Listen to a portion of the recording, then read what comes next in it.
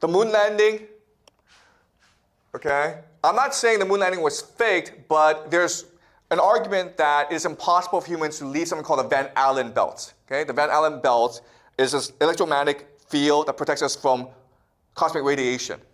So that the belts themselves have heavy radiation. So if you go into it, you die. But also if you leave the Van Allen belt, there's nothing to protect you from cosmic radiation, so you could die as well. So some scientists actually believe that it's impossible to leave Earth. Okay? We'll just die.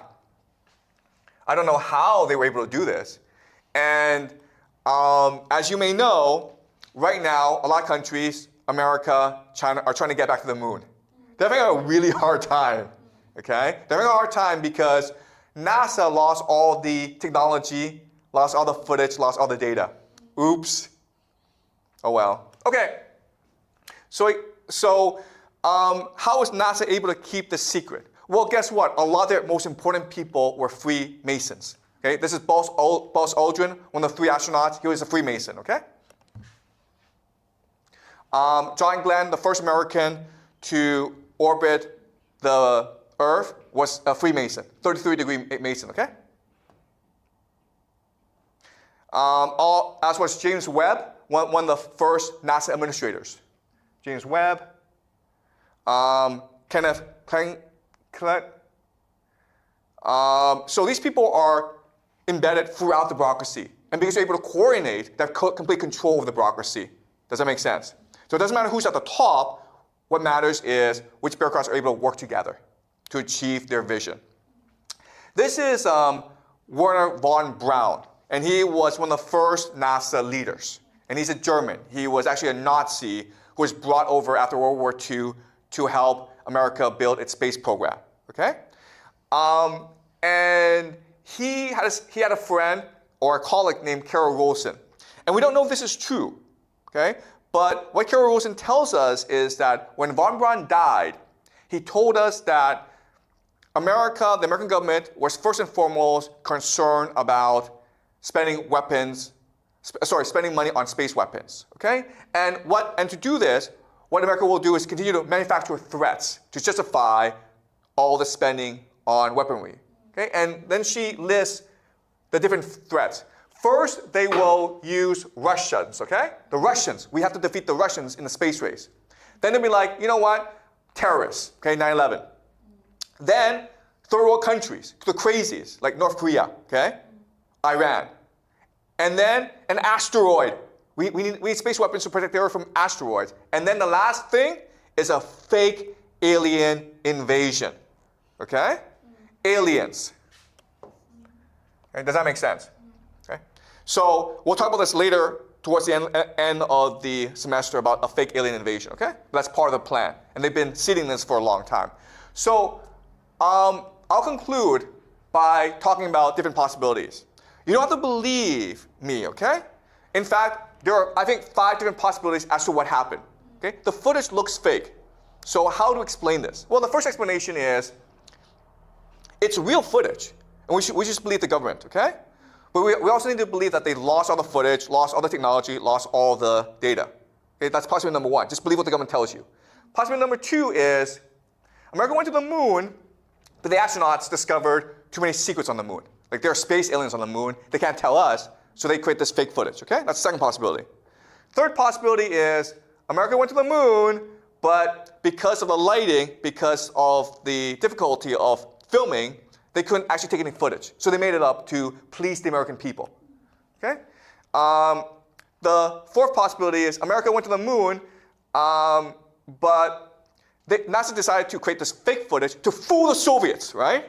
Because if it's real footage, the first Soviets might be able to copy the technology, so we should just fake this thing and make fun of the Soviets, okay? Let's fool the Soviets. So the Soviets could not reverse engineer the success.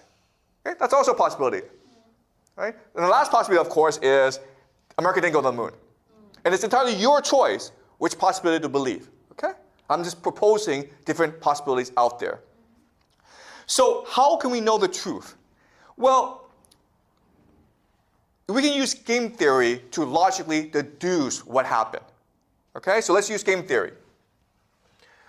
All right. So we know that NASA's Apollo program cost $26 billion.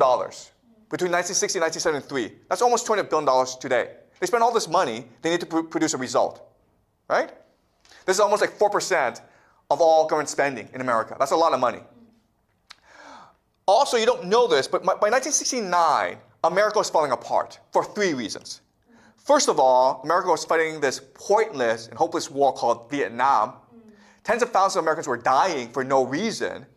Hundreds of thousands of young Americans were protesting in the streets. The American dream seemed to be dying, okay? That's the first problem. Second problem is that the Soviets were destroying the Americans in the space race. The Soviets were the first to send an animal to space, the first to send a man to space, the first to orbit the Earth, the first to walk in space, the first to send a lunar module to the moon. So it seemed as though communism was superior to capitalism. It seemed as though the Soviet system was better than the American system, okay? There's a real fear that the Soviets would get to the moon first, okay? And also the last thing is, remember, in 1963, JFK was killed. JFK was the prince, the king. So that put Americans in a very bad mood. But then later on, other prominent Americans like Robert F. Kennedy and Martin Luther King, they were all killed as well. So 1969, America was divided, was falling apart. People felt hopeless, right? So what this means is that if America sent a mission to the moon and all the astronauts died or they didn't get there, America would have been broken, okay? People would have been depressed. And so according to game theory, America could not afford to take the risk of sending people to the moon. If they died, if it failed, America would have looked like idiots. Okay?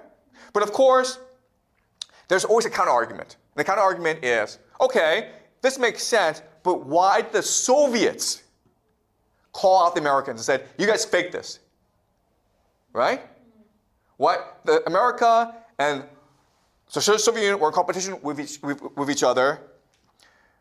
Everyone believed America went to the moon, but there's a lot of evidence to suggest that America didn't go to the moon. So why did the Soviets tell the world? Okay? That I can't answer for you. All right? So I just leave you with this thought. Okay? But what I believe is, within the next 2 years, the truth will slowly start to come out. And you will see for yourself what really happened. So this class is not meant to tell you what happened. This class is just meant to give you different possibilities and give you tools to understand or figure out for yourself what might have happened, okay? All right? So any questions before we conclude?